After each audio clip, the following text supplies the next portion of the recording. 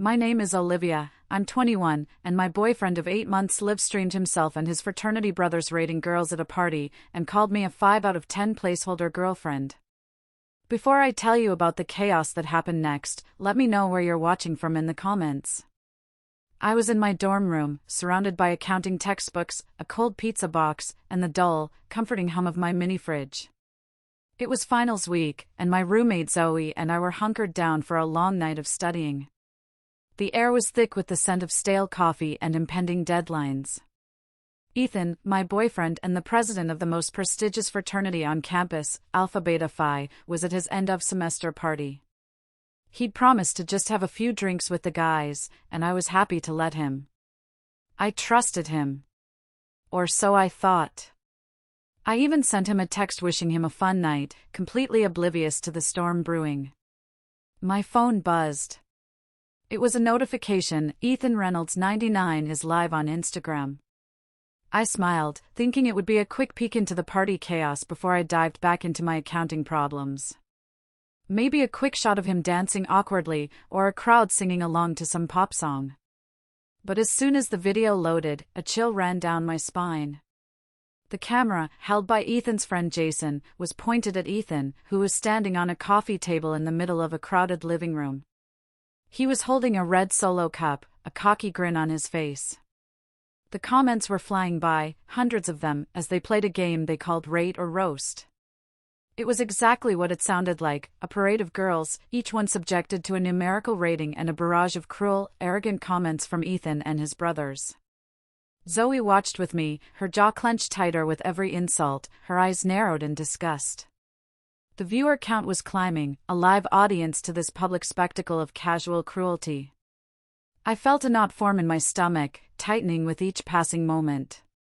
I wanted to turn it off, to pretend I hadn't seen it, but I couldn't. It was like watching a slow-motion car crash. Then, Amber Wilson, one of the popular girls who always competed with me for attention, appeared on screen. She was known for her sharp tongue and even sharper wit. "What about your girlfriend, Ethan?" she asked with a smirk, her eyes glinting with a challenge. The room went silent. I held my breath, my heart pounding in my chest.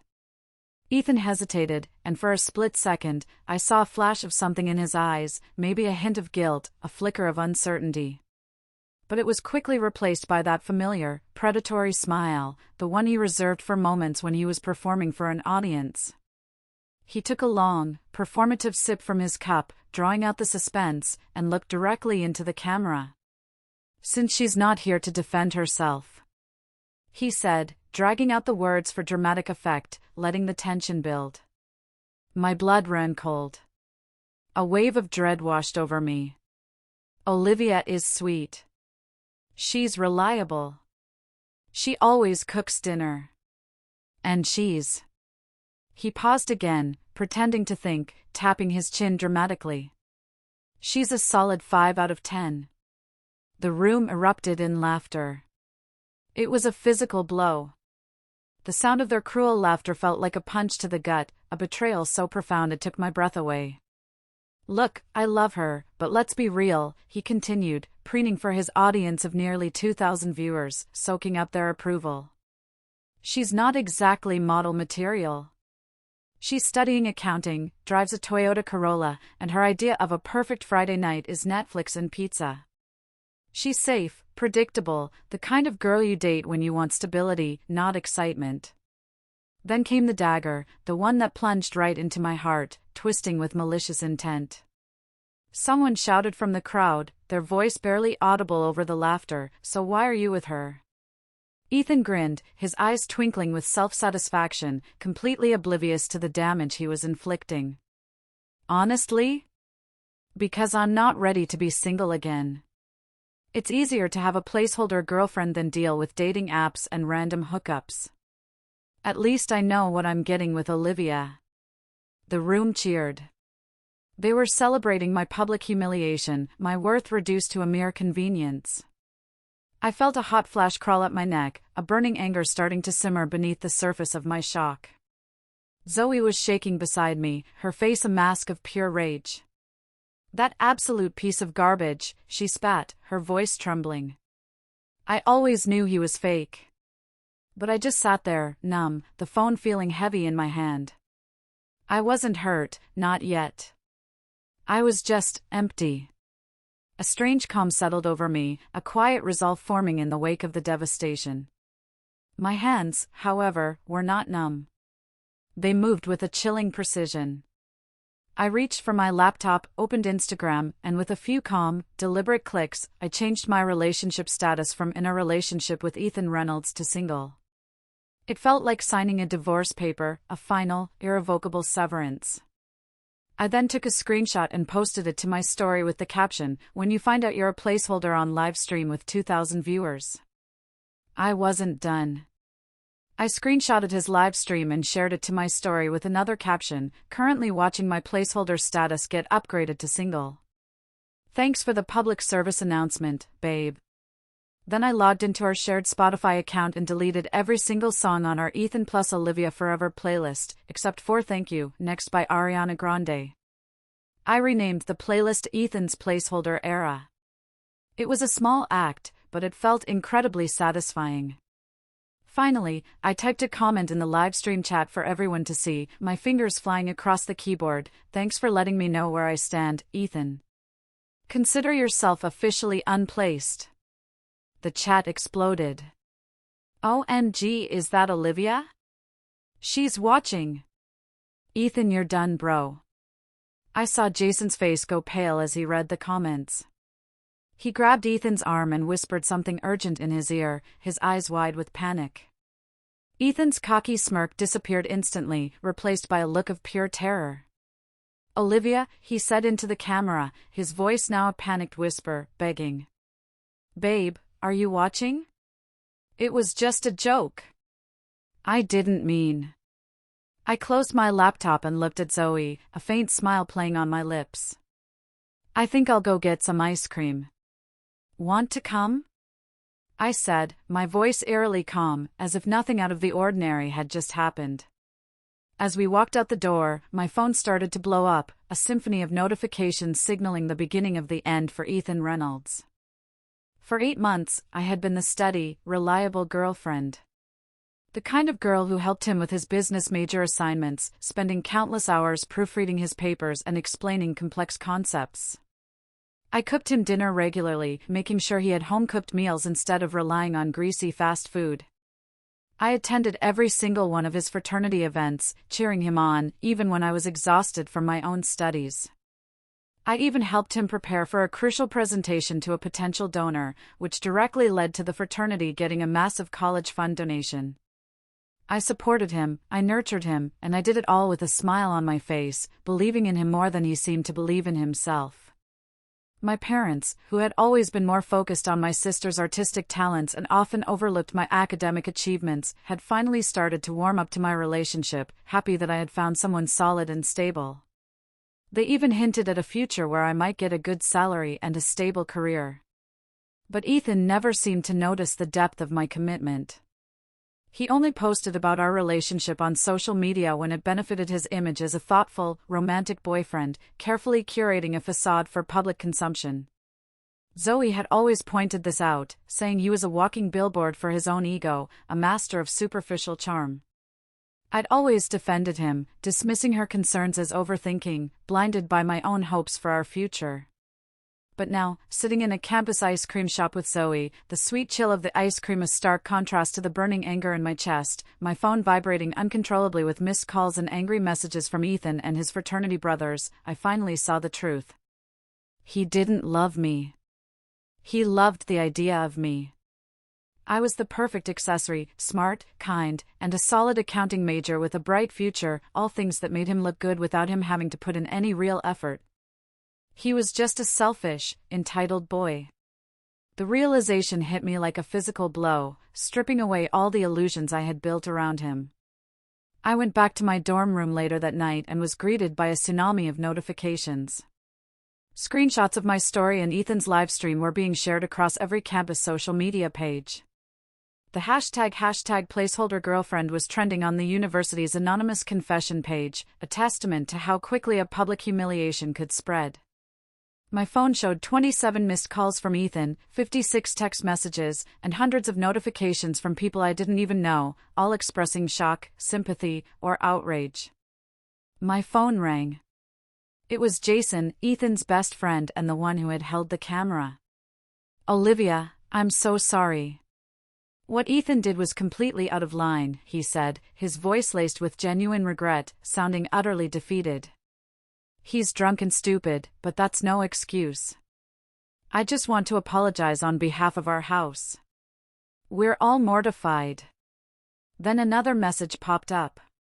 It was from Amber, the girl who had challenged Ethan on the livestream. "I've always thought you were too good for him. What he did was disgusting," the DM read. I was floored. A part of me expected her to gloat, to revel in my misery, but instead, she showed me more kindness and solidarity than my own boyfriend had in months. It was a small but significant moment that shifted my perspective. Even Professor Reynolds, my communications professor and a mentor I deeply respected, sent me a brief email. He followed me on Instagram because I was his research assistant, and he was always keen on real-world examples for his ethics class. "Saw what happened," he wrote. "My office is open if you need to talk. Remember, social media is temporary, but your self-worth is permanent." His simple message cut through the noise and made me feel seen, reminding me of what truly mattered. By midnight, someone had created a TikTok compilation of Ethan's comments set to dramatic music, complete with slow-motion replays of his smug face. The video had already gotten 30,000 views and was spreading beyond the campus, reaching a wider audience than even Ethan could have imagined. The internet, a place Ethan had used for validation and to build his carefully constructed image, was now using it to tear him down, piece by agonizing piece. The next morning, Ethan had posted a lengthy Instagram apology. "Last night, I made a horrible mistake and said things I didn't mean while I was drunk. Olivia is an amazing girlfriend and I was just being stupid trying to be funny for my friends. I love her so much and I'm praying she can forgive me for this momentary lapse in judgment. Please stop sending me hate messages." His apology felt like another performance, a desperate attempt at damage control. I could almost hear the PR spin behind every word, the carefully crafted phrases designed to elicit sympathy. He didn't apologize to me, he apologized to his audience. He wasn't sorry for what he said, he was sorry for the consequences. And I knew it. His fraternity brothers were already distancing themselves, with Jason posting a generic statement about Alpha Beta Phi not condoning disrespect towards women. Then, around noon, a knock on my door. It was Ethan and Jason. Ethan looked terrible, still in yesterday's clothes, eyes red and puffy from crying or lack of sleep. He was no longer the charming, confident fraternity president. He was just a boy, afraid and desperate, his carefully constructed world crumbling around him. "Olivia, please," he started, his voice cracking, barely a whisper. "Can we talk? I know I messed up. You called me a placeholder girlfriend on livestream to 2,000 people," I interrupted calmly, my voice steady, devoid of any emotion. "What exactly is there to talk about, Ethan? I was drunk." "I didn't mean any of it," he pleaded, his voice rising in desperation.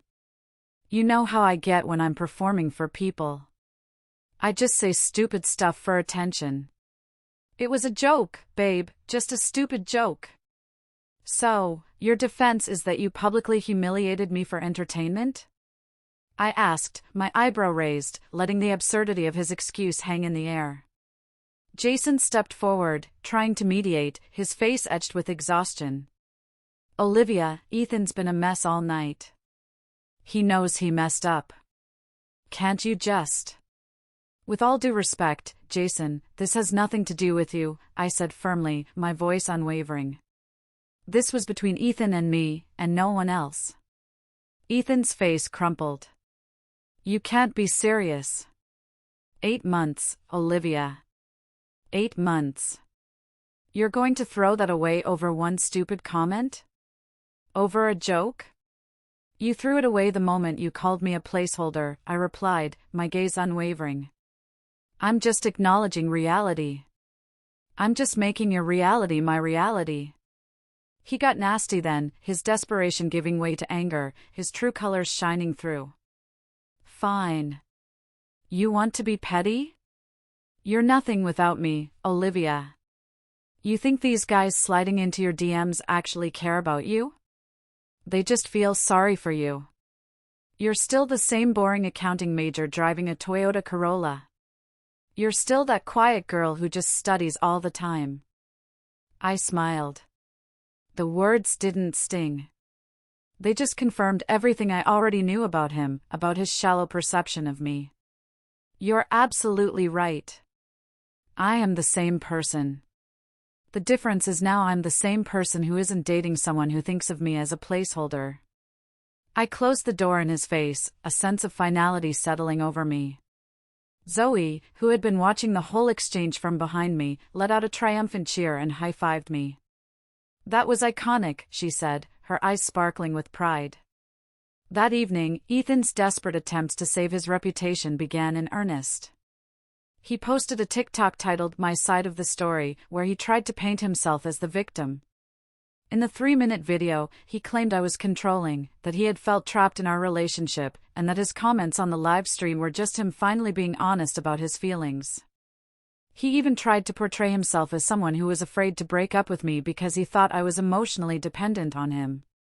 It was a masterclass in manipulation and gaslighting, a pathetic attempt to rewrite history.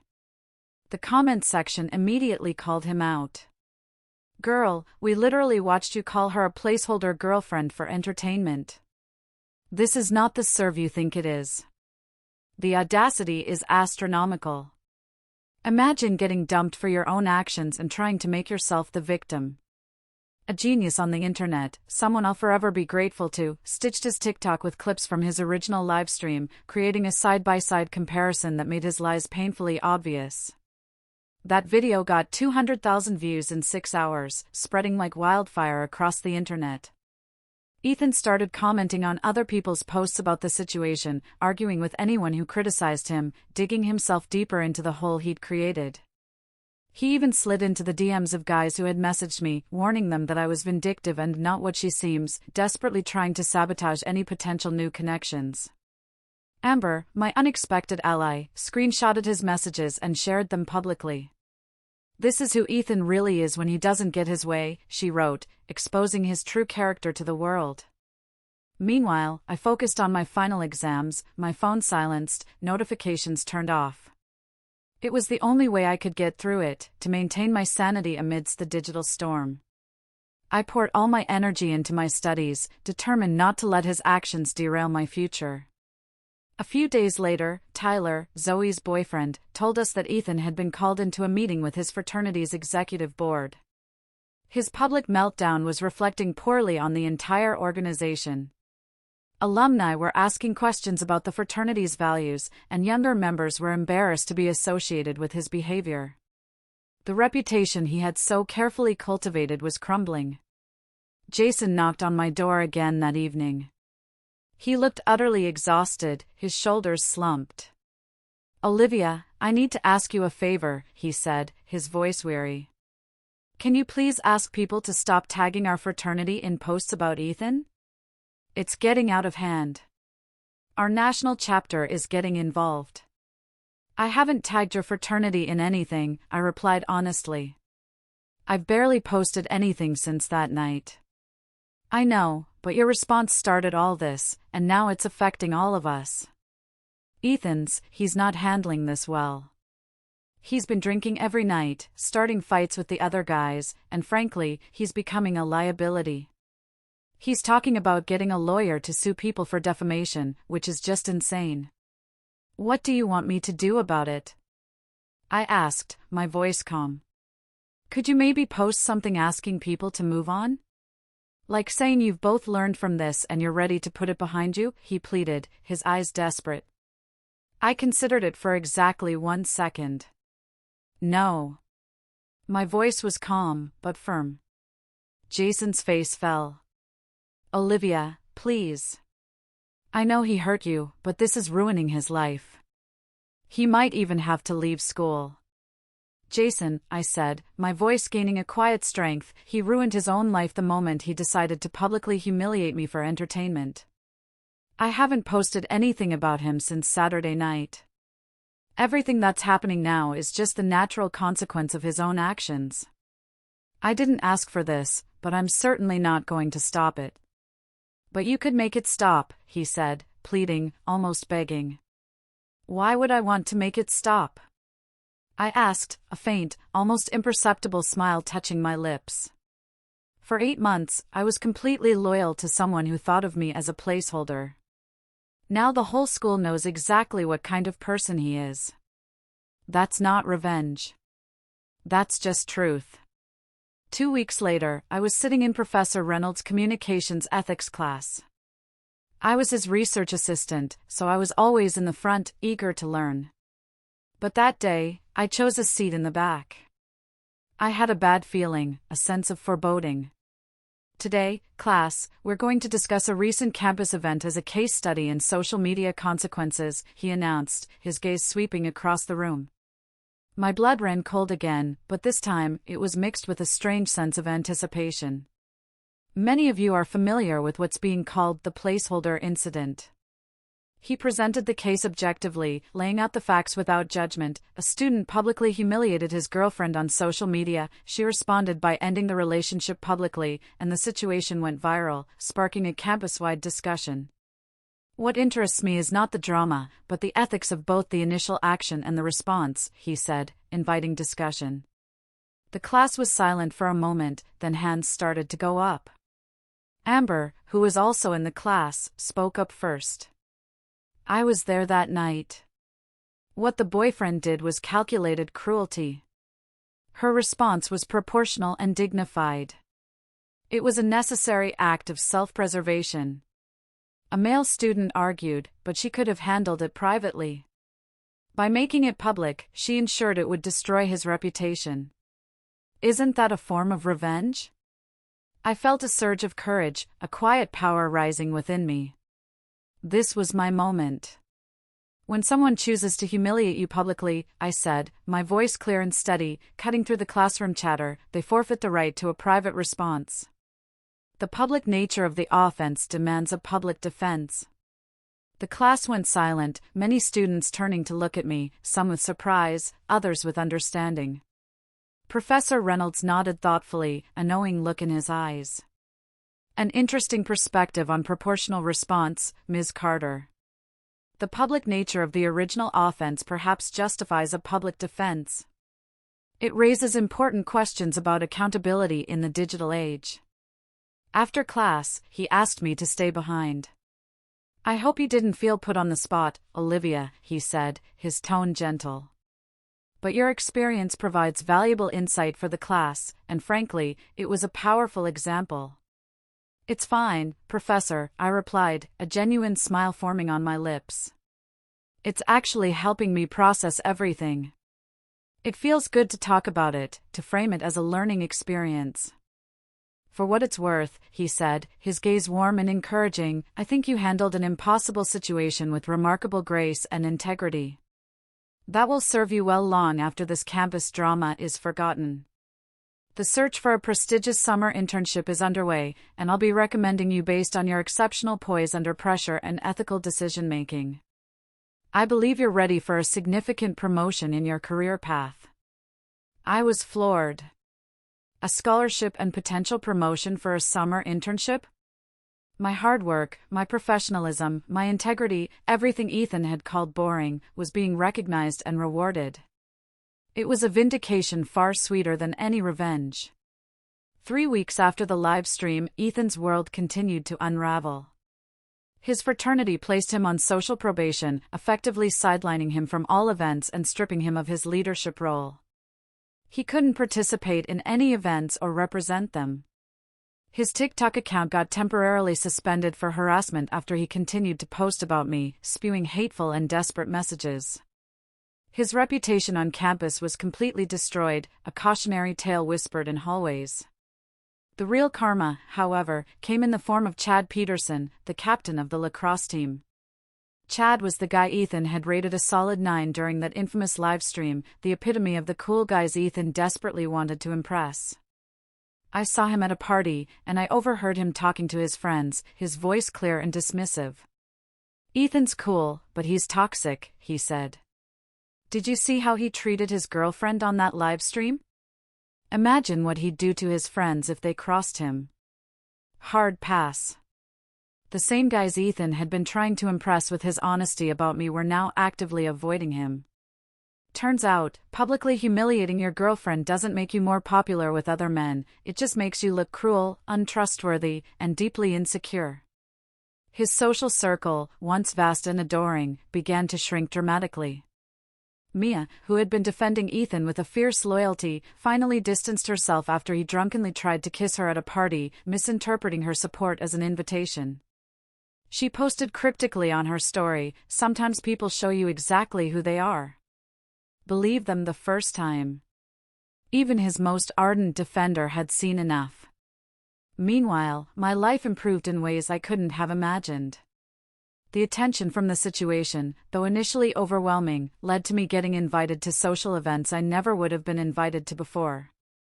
People were curious, yes, but they also saw strength in me that I hadn't even fully recognized myself. I started talking to Michael, a guy from my economics class who had reached out after seeing everything go down. He was smart, funny, and most importantly, he thought the whole situation showed my strength of character, not my weakness.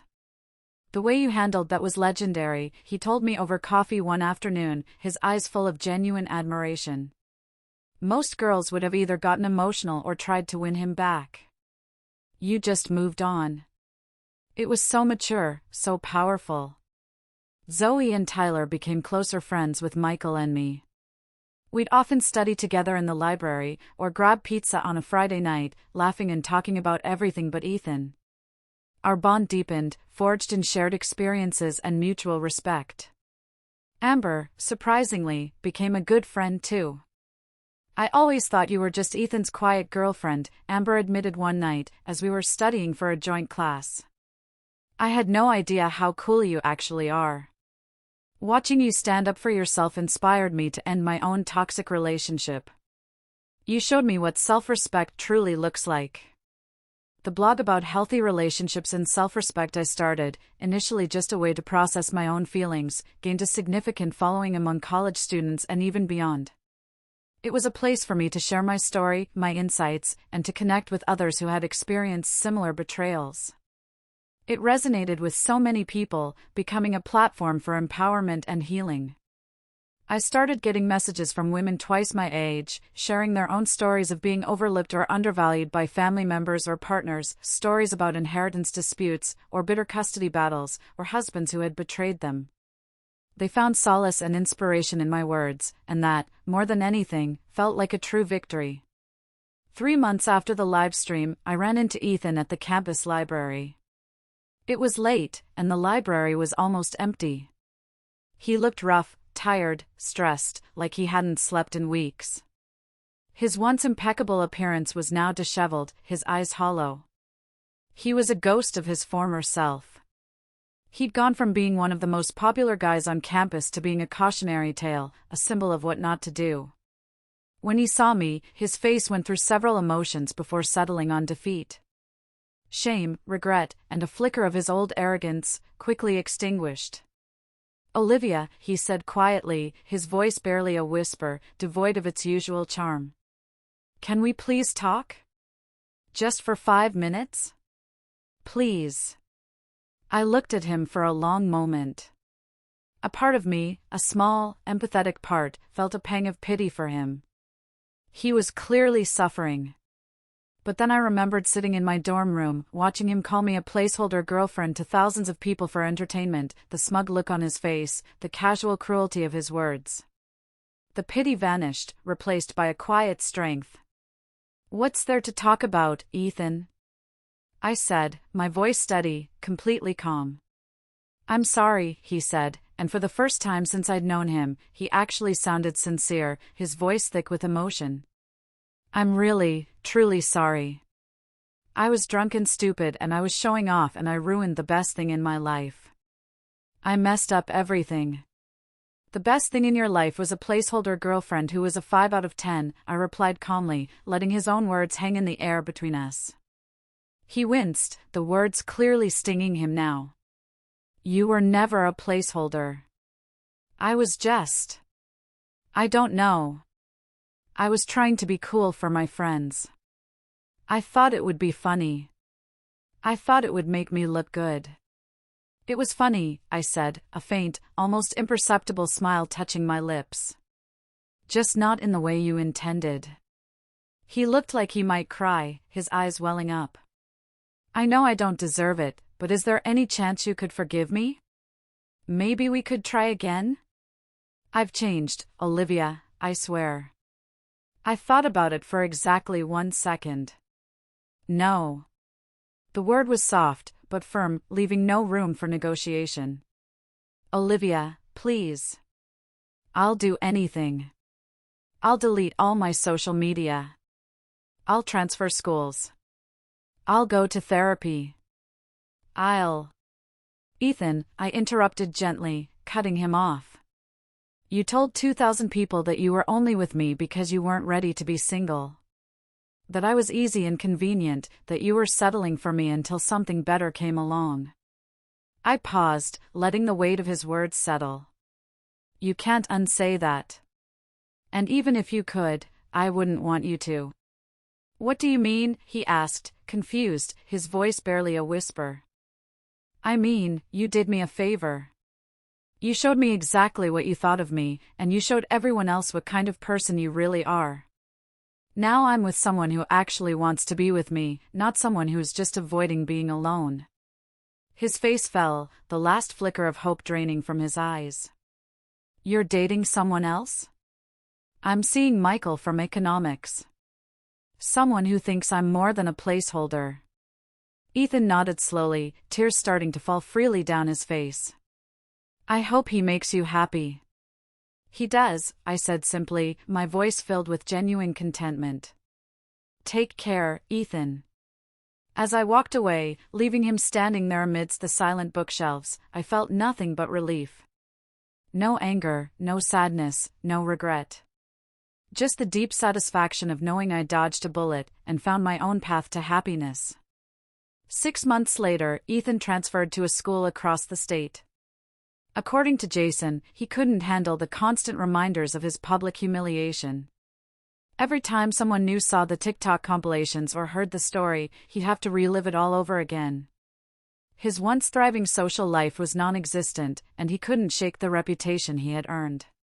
He effectively became a pariah, a living cautionary tale. Olivia and Michael made their relationship official and are going strong. He's everything Ethan wasn't, genuine, kind, and he thinks she's a catch, not a consolation prize.